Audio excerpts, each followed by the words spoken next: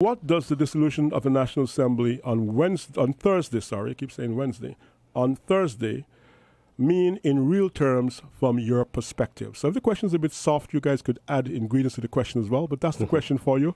And we're going to ask for the initial response to the question from Ambassador Powell. Ambassador? Well, I think the question is very straightforward.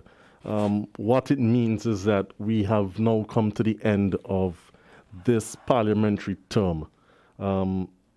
Effectively, it means that we are now at a stage where the parliament is being dissolved. It will cease to sit, and we then look towards a general election in order to determine who the members will be for the ensuing term.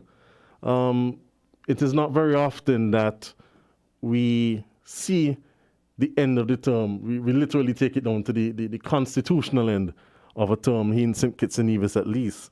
To my best recollection, this has only happened once in our history, certainly in our recent history, which I believe would have been prior to, or in around 2009, 2010. I think that's when we had elections. And obviously the circumstances are very different this time.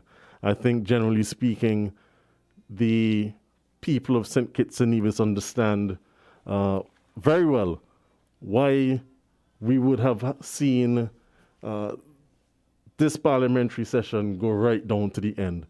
Unfortunately, we have had to deal with the COVID-19 situation for the last number of months, which has meant that life is just not the same as we're accustomed to it being. And as such, we've had to do things differently. We've had to prioritize.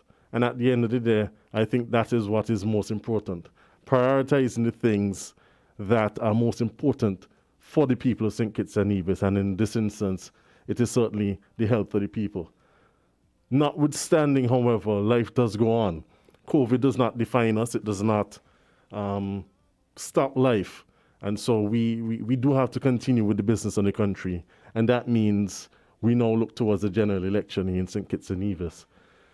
A general election which I think is going to be very different, but one that has to come nevertheless, and one that we will, I'm pretty sure, on both sides contest quite vigorously, bearing in mind all the various protocols that we must abide by under this coronavirus situation.